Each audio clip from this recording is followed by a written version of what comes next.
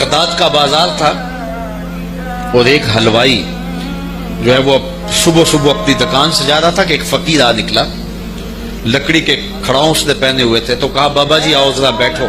तो उसने गरम गरम दूध निकाल करके बाबा जी को पेश किया। सुबह का मौका था, उसने पिया और अल्लाह का शुक्र अदा किया और उसको भी कहा तेरा भी शुक्रिया, और फकीर आगे चल पड़ा।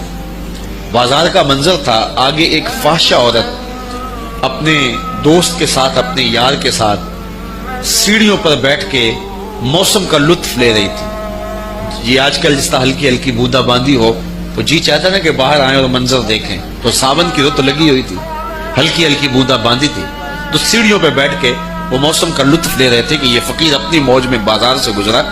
तो लकड़ी के खड़ाओं थे, कीचड़ उड़ के कभी दाएं गिरता था कभी बाएं गिरता था। एक छींटा उड़ा और उस औरत के लिबास पे जा गिरा। उसके पास उसका बैठा हुआ जो यार था उसे बड़ा गुस्सा आया।